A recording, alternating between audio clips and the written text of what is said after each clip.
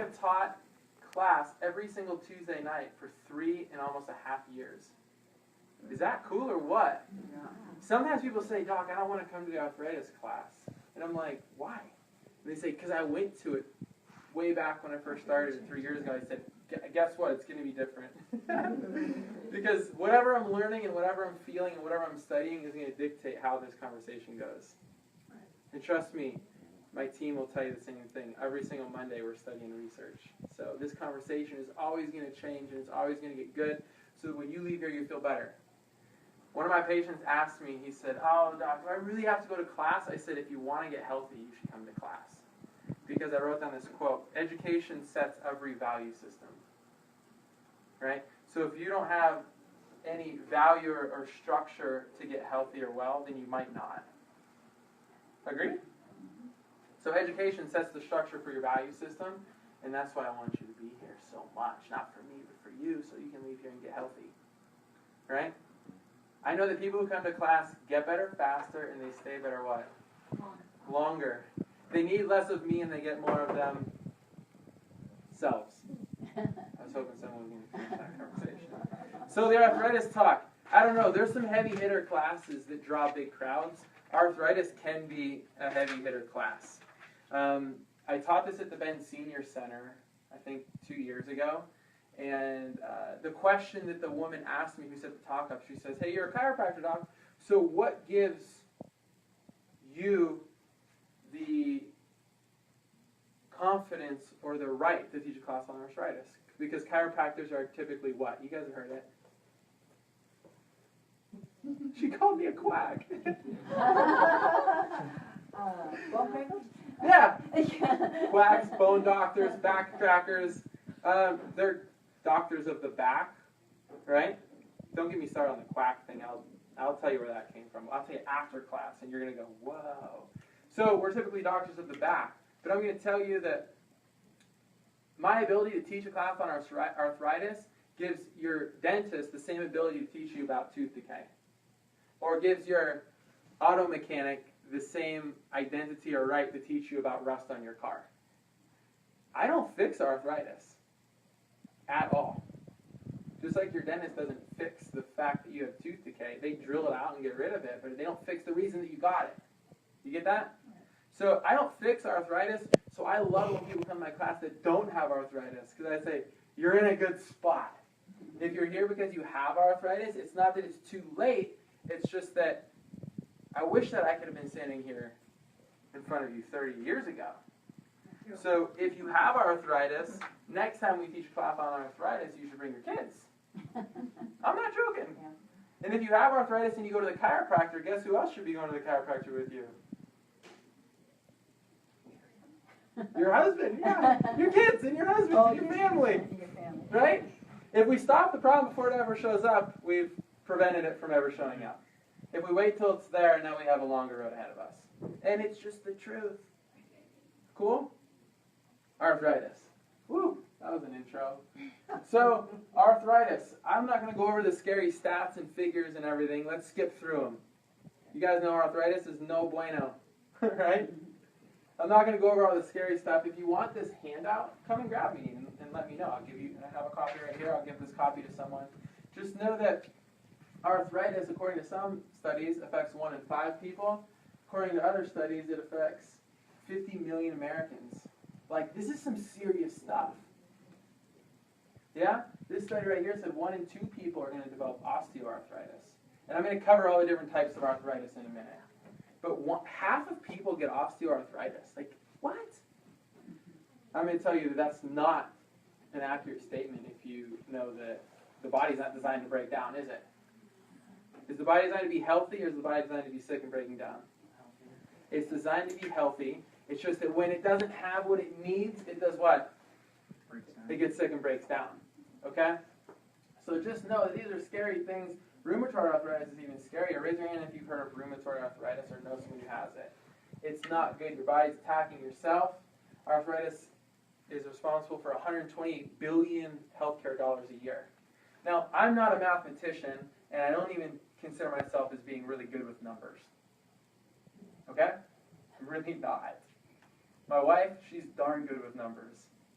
Now, if I was in charge of healthcare for this nation, that is one of the sickest nations in the world, by the way, we're dying at pandemic rates. One biologist said that if humans would look at themselves and study the decline of health and wellness, we ourselves would be on the endangered species list. That's insane. That's toxic living right there. So just know that if I was going to take control of this healthcare model, and if I was going to inspire you to take control of your health and your kids' health and your family's health and the community's health, I would put all of my money into prevention and wellness. All of it. And if a crisis came up, there's something that is designed for crisis care. What do we call that?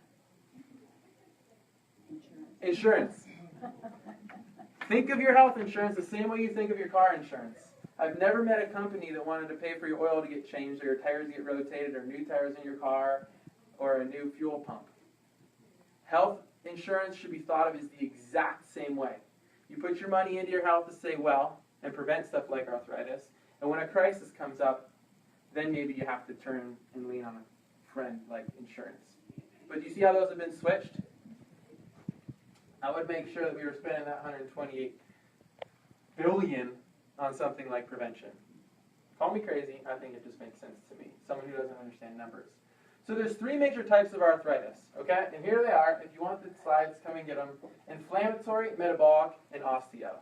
So let's cross some of these out and talk about the one that affects most people. Inflammatory arthritis. Think of inflammatory arthritis as things that make your joints achy, swollen, and are autoimmune diseases. Okay? Things like psoriatic arthritis and rheumatoid arthritis.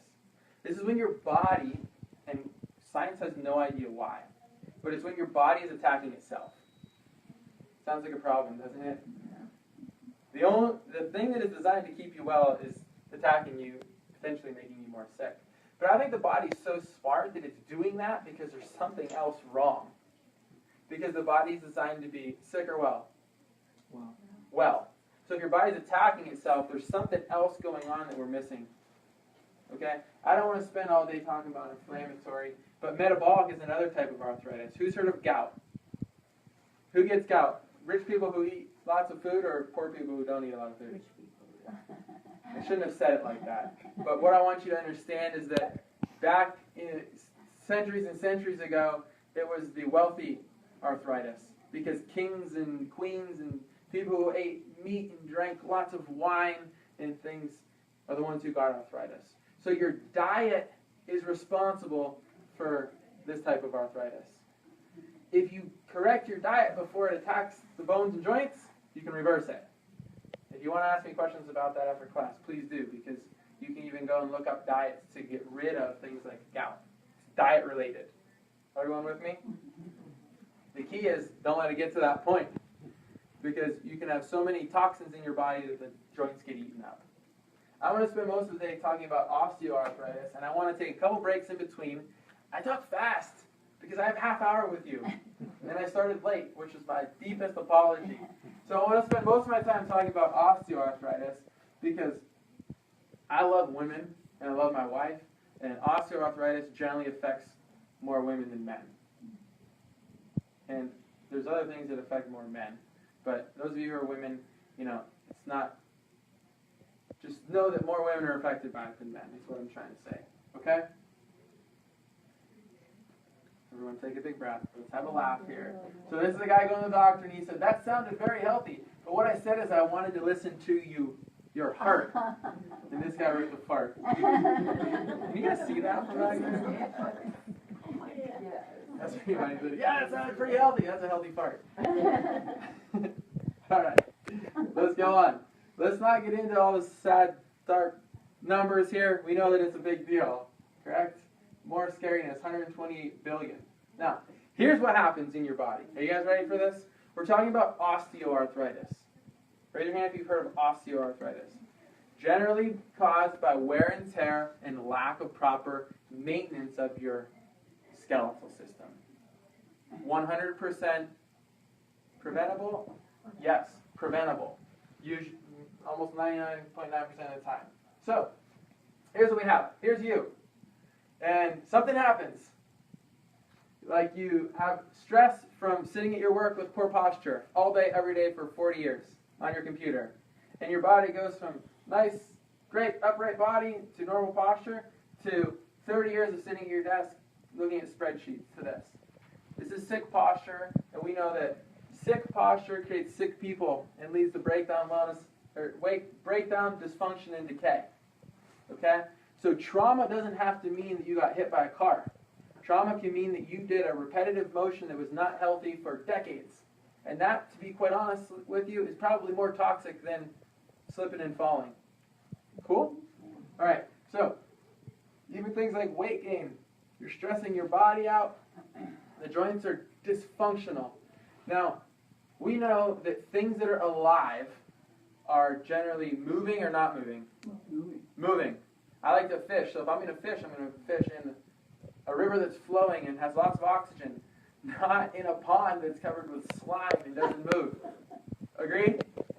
Things that are moving are living. One of the most depressed years of my life was when I was in high school and I had to give community service hours because I went to a school that we had to do that for. And I spent a whole year in an assisted living facility delivering mail to the residents. The healthiest ones were the ones up walking around moving. The sickest ones were the ones laying in bed like this that could barely open their mouth. It's sad. You guys know what I'm talking about. If you're moving, you're living. If you're not, you're breaking down and you're actually probably getting closer towards death. All right?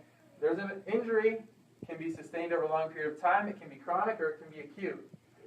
There's damage or weakness to the joint. The joint gets irritated. If I fall and bang my elbow on the ground, guess what? It's going to get irritated, and my immune system is going to have a response. What I mean by that is my brain's going to send signals to my elbow and say, alert, alert, there's a fire, there's an injury, bring in the troops. And what troops do we bring in? We bring in red blood cells if we're bleeding, or red blood cells to bring in oxygen. We bring in white blood cells if there's a cut to bring in and fight infection. And we bring in a whole other slew of really valuable resources that our body does automatically, instantaneously, because your brain's communicating with the body. Okay? It also brings in all this inflammation and swelling to repair the area. The problem is that when the swelling doesn't go down and it sticks around for too long, hell, we have a really major problem because we have scar tissue that builds up, and then your body can't repair itself and heal. So the cycle moves into pain, then you get limited motion and dysfunction, and then the continual cycle repeats just like a dog chasing its tail around in a circle, and you get this vicious cycle that never ends. I'm going to show you a cool picture of what happens when scar tissue shows up and the inflammation doesn't leave. Whew, I talk fast. That's fine. Here's that cool picture I was telling you about. So, the longer you use traditional arthritis pain meds, things like, okay, what else? Leaves. You guys, yeah, we can go on and on all night. The longer you use things like that, the more you're blocking the body's ability to do something about the injury. I'm not anti-medicine. I'm anti-improper use of medicine. I am. Take it to the bank, I am. Okay? So, if you're chronically covering up pain by living on these things, and trust me, I know because I see it every day, you're actually damaging your body more, and I think a lot of people know that. They just don't know what else to do. And thank goodness, because if that was you, someone who loved you told you to come in here and learn something. So bravo for whoever sent you in here. So here's how it works, okay? Your body sends all these white blood cells and red blood cells and these different fibrin things, and don't worry about all these fancy words, but the body sends in the troops to protect and heal the area of injury. If you're sitting at your desk for 10 years like this, guess what's happening on repeat? Every day, all day long, this is happening on repeat. See how this works? Your body sends in all these things. This is a picture of a red blood cell. And your body lays down fibrin or scar tissue. Because your body knows one thing. If there's ligament laxity and there's damage to a joint, we must make that area weaker or stronger? Stronger. So the body lays down scar tissue. And when the body lays down scar tissue, if you are not listening to your body and not realigning the structure and how your body's designed to communicate and heal, the system goes haywire. this morning, I woke up at my house, and my internet was down. And I'm thinking, whatever. Well, I realized I needed to teach a class tonight, and I needed to access my slides on the internet. And I'm thinking to myself, I need to call and get this thing resolved. Okay? I called Ben Broadband, and they said, there seems to be a problem with your modem. And I'm thinking, okay, can we fix it? And she said, I think I can fix it. I'm going to send a system reset from the home base. This is exactly what she said. I'm going to send a system reset from the home base that's going to go through the cable, and it's going to reset your modem. I said, I don't understand what you mean. Do you want me to turn the modem off and reset it? She said, don't do anything. I'm going to handle it over here with one click of a mouse. And I'm thinking, wow, I'm learning about chiropractic on the phone with Ben Broadband. There was a misalignment that occurred.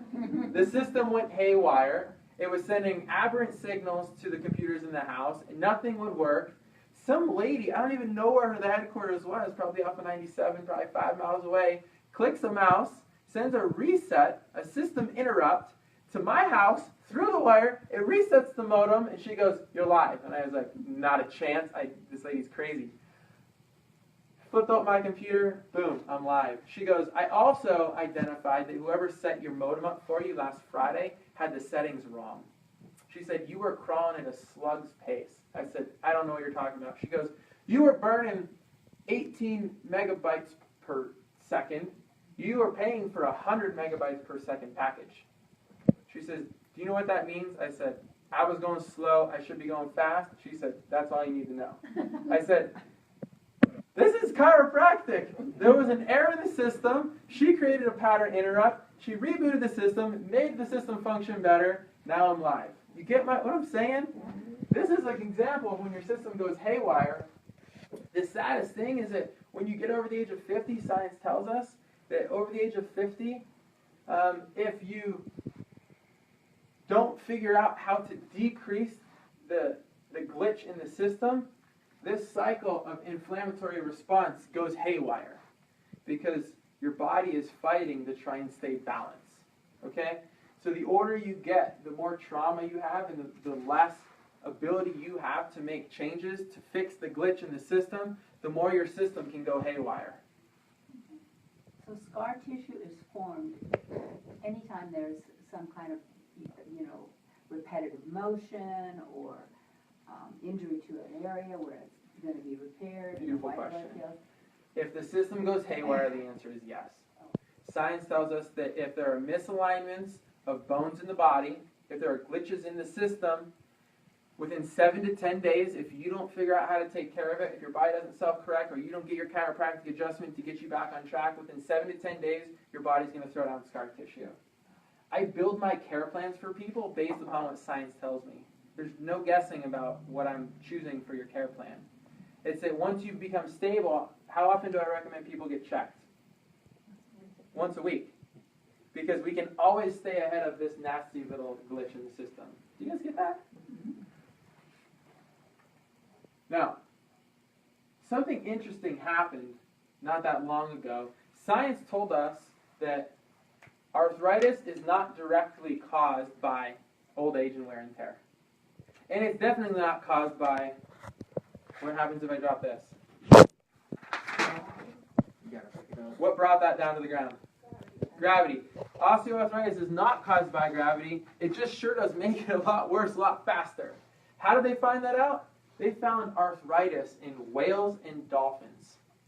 Now, if you're floating around in the ocean, these things are as big as a school bus, and they weigh, who knows how much they weigh. They're floating around in the ocean, and these things are getting arthritis too. Science is like, well, it must not be a normal breakdown process, and it must not be from things like gravity. It's a wear and tear and non-proper biomechanical disease is what it is. This is a picture of Dr. Ashley. Her hand is here on a gray whale. A gray whale is the second largest creature on Earth. And I'm going to tell you something cool. If you're writing, you're going to want to write this down. So degeneration is not a result of wear and tear. It's a result of abnormal biomechanics coupled with things like gravity and wear and tear. Cool? If you ever want to plan a really cool vacation, don't spread this rumor because I want to keep it as quiet as possible. The only reason I'm telling you is because I love you. I'm serious. Get on a plane, fly down to Loreto, Baja California, get in Loreto, rent a car, and drive up to Laguna San Ignacio. You've been there. Was it the most magical experience of your life? You can be on a tiny little boat with the second largest creature on planet Earth, looking into their eye as they communicate with you. And trust me, there's some deep communication channels happening there. About every person on the boat's in tears as you're touching, kissing, and loving on this awesome creature. There you go. That's pretty awesome. And you can be there. Just make sure you go at the right time. Don't go in non-breeding season, you're going to be pretty bummed out. All right, but it is a magical, magical vacation. Joints are designed for use. So science once again tells us that the human body should not begin to break down or wear and tear or show signs of breakdown for an excess of 120 years. Not my opinion. Fact. Geneticists tell us that we have enough DNA genetic material to last us over 125 years easily. So why the heck do we wear out when we're 50?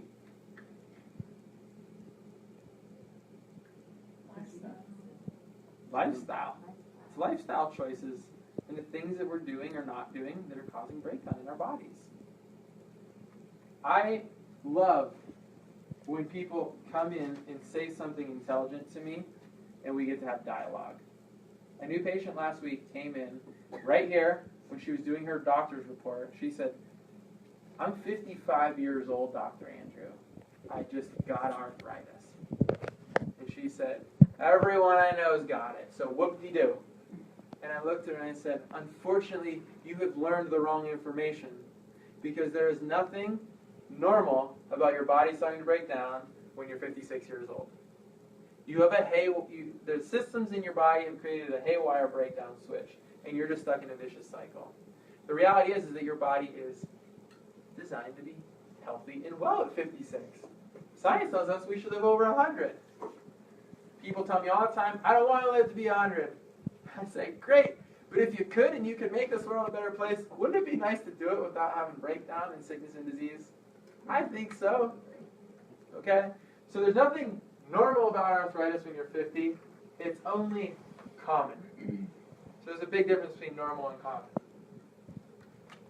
And I love telling people, you can go back to your medical doctor, and you can tell your medical doctor that Dr. Andrew said that it's not normal for me to have arthritis because I get sick and tired of people going to a medical doctor or some other uneducated. All medical doctors are not uneducated, but this is an uneducated thing to say. Well, Nancy, you're 60, you're just going to get arthritis and you're going to start breaking down. That is a lie. You can tell them that. You can tell them I said that. I want to show you what happens to your spine if you don't take care of it. I'm going to show you this. Watch it because this is a video, and it's moving. And this is a video that was designed by a group of chiropractors that simulated breakdown over a lifespan. Now, isn't this like amazing? Okay. This is something that's never been done before.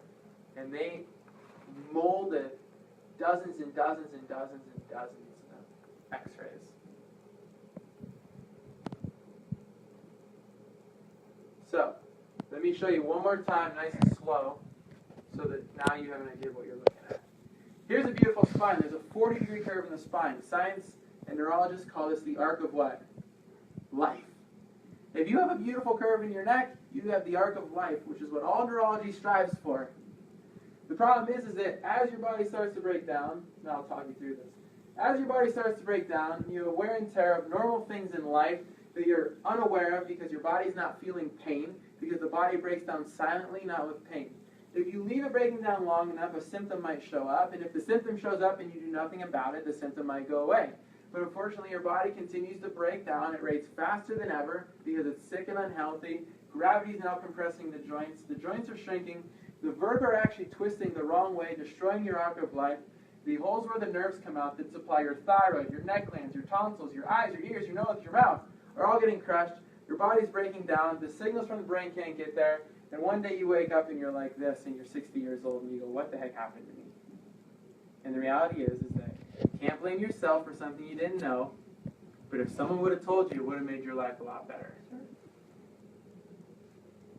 Pretty cool, huh?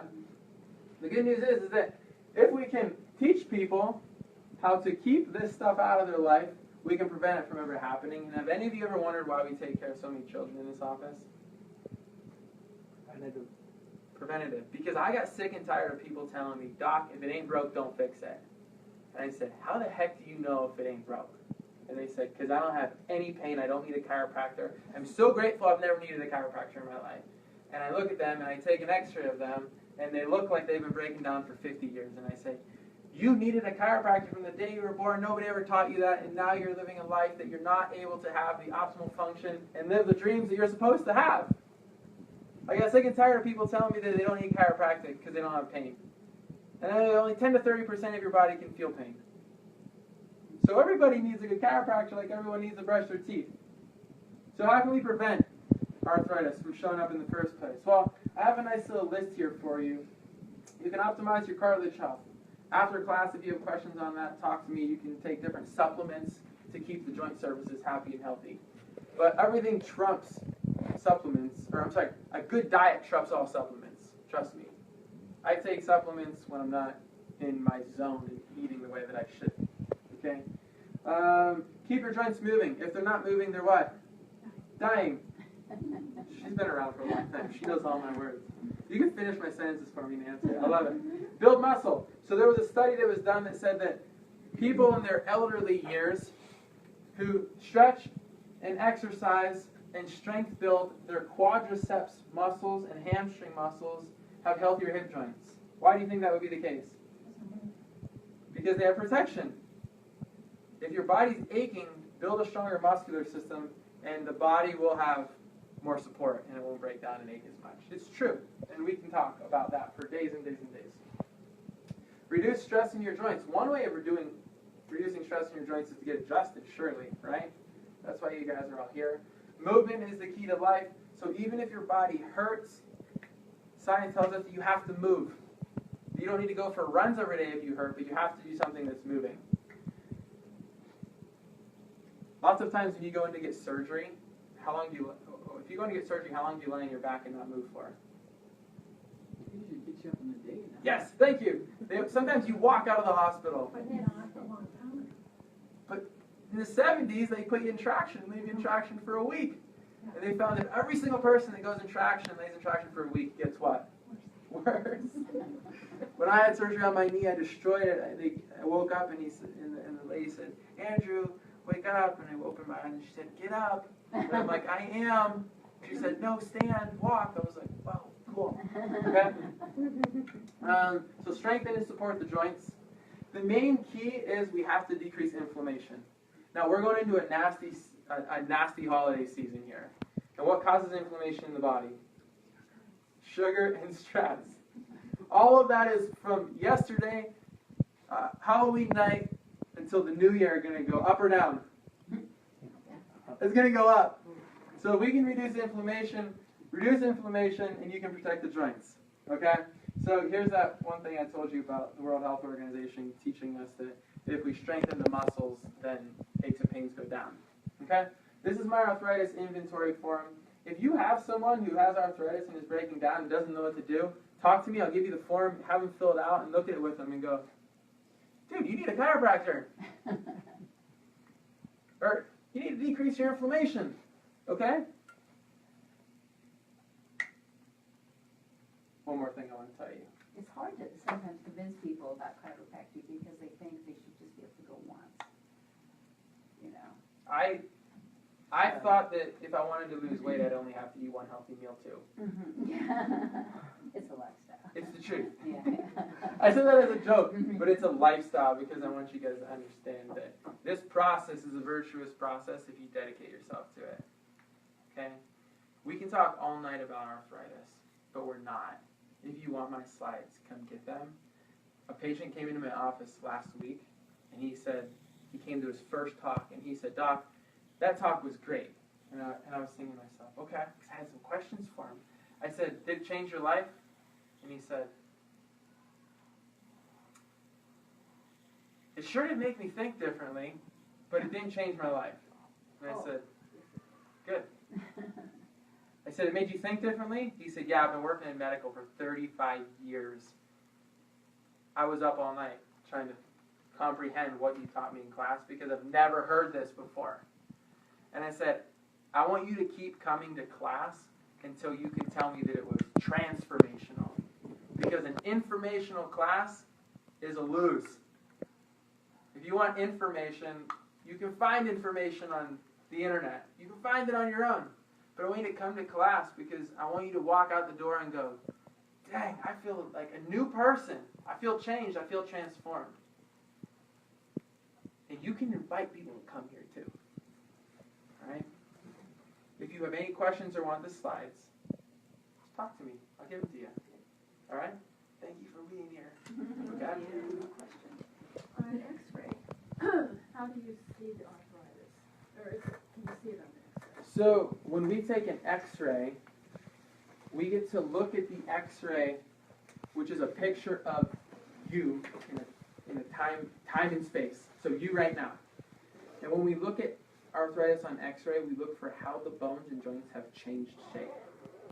Because arthritis is the wear and tear or breakdown that's happening on those joint surfaces. So if I put your X-ray up on the screen and I say, your medical doctor might call this arthritis, and I don't care what they call it what you want. The problem isn't that you have arthritis. The problem is, why are those joints breaking down and why are those bones changing shape? And the reason is because your body has had either chronic injury or acute injury that was not attained to or not dealt with properly at some point in your life, and that cycle of breakdown has happened. So to go back to your question, what does arthritis look like on X-ray? It looks like bones that are different shapes than they should be, and it looks like bone joint surfaces that are wearing out, that are breaking down. And keep in mind, that doesn't happen overnight. That happens over decades. For some reason, I thought I had my hands X-rayed and You're welcome. arthritis Thank in you. my thumbs, and I thought they were looking at some sort of fuzzy stuff or something. I don't know. That was a lot of